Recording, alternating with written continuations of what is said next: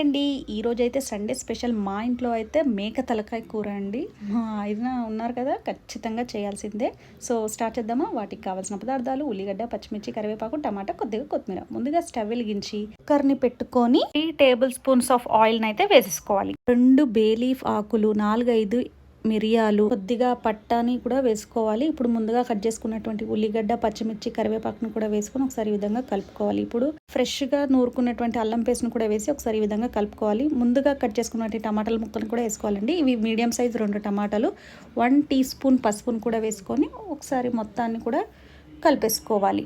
ఇప్పుడు శుభ్రంగా కడుక్కున్నటువంటి మేక తలకాయలని కూడా ఇందులో వేసుకోవాలి. ఇది మొత్తం కేజీ ఉంటుందండి. ఒకసారి ఈ మొత్తాన్ని చక్కగా కలిపేసుకోవాలి.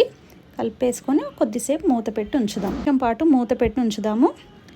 ఇప్పుడు కాసేపు అయ్యాక మూత తీసి చూసి ఒకసారి ఈ విధంగా కలుపుకోవాలండి. కలిపేశాక 1 టీ స్పూన్ ధనియా పౌడర్, 3 టేబుల్ స్పూన్స్ ఆఫ్ కారం పౌడర్ని అయితే వేసుకోవాలి. టేస్ట్కి సరిపడా ఉప్పును కూడా వేసుకొని ఒకసారి మొత్తాన్ని కూడా ఈ విధంగా కలిపేసుకోవాలండి. నానబెట్టుకున్నటువంటి చింతపండు నీళ్ళని కూడా పోసుకోవాలండి. ఇది మొత్తం టీ గ్లాస్ అంత ఉంటుంది. ఇప్పుడు 1 గ్లాస్ వాటర్ని కూడా వేసుకొని ముందుగా కట్ చేసుకున్నట్టు కొత్తిమీరని కూడా వేసుకొని ఒకసారి ఈ విధంగా కలుపుకోవాలి. చక్కగా కలుపుకున్నాక ఇప్పుడు కుక్కర్ మూతను అయితే పెట్టేసుకోవాలండి. విజిల్ని కూడా పెట్టేసి 6 లేదా 8 విజిల్స్ అయితే పెట్టుకోవాలి.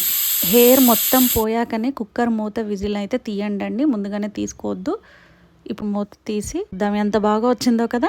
సో మీరు కూడా ట్రై చేయండి. చాలా సింపుల్గా చేసుకోవచ్చు. తలకాయ కూర అంటే చాలా పెద్ద ప్రాసెస్ అనుకుంటారో, అలా ఏముండదండి, చాలా ఈజీగా చేసుకోవచ్చు. సో ఈ వీడియో మీకు నచ్చినట్లయితే లైక్ చేయండి, షేర్ చేయండి, కమెంట్ చేయండి.